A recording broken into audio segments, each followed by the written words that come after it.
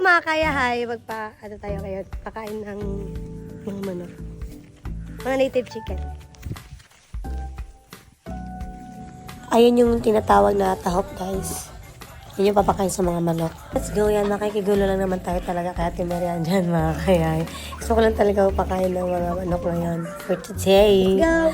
And ayan, yung una, sa Ate Mary ang nagpakain. Lumapit sila. Pero nung ako na nag-abisan sila. Okay na Ewan nga, patatakot sila sa akin. Actually, guys, ito lang yung usual day ni tatay palagi dito sa farm. Pag nandito si tatay sa farm, di talaga nagpapalagayan. Daming kinukuri-kuri. Diyos ko po. Tsaka for me, ito talaga yung pinaka na best life na para sa akin. Kasi simpleng buhay lang. Ganito lang, chill lang. Wala kayo iniisip masyado ng mga bagay-bagay. Madlock jud na tet. Madlock na sila, te. Kaya na doon, mas imuha. Ganito talaga siguro nagiging yung mindset mo kapag pag nasa 30s ka na. Yan, guys. Mga native chicken lang to, guys. Mga alaga ni Pablo.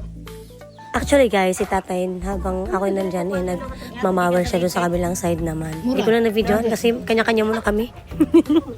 At sa sobrang curious ko kung ano lasa ng tahop, titikman ko yan guys. Kasi tagal ko nang pinag-initan na matikman talaga yan. Ewan ko kasi nababanguhan kasi ako. Dati kasi bata pa ako, lagi ko nang nakikita yung tahop na yan. Kaya hanggang ngayon, curious talaga ako kung ano lasa nun. Sayang ko eh. Saan lasa ni no? Pati na nakanin na. Natikman niya na ba yung tahop, guys? Gusto ka tikman ko.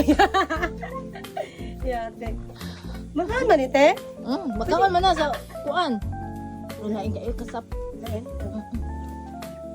Pa natin.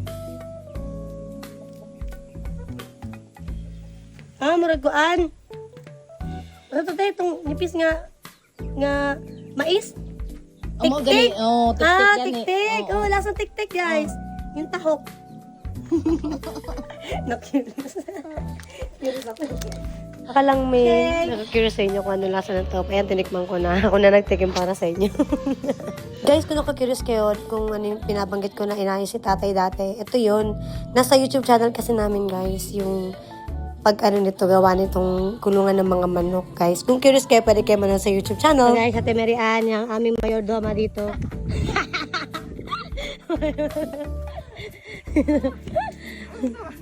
Mayordoma. Tora, nag-atang na dayon. Ayan, si Jun, guys.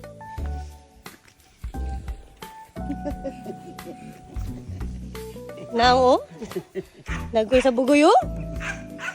Nagway sa bugoy. Ito pala.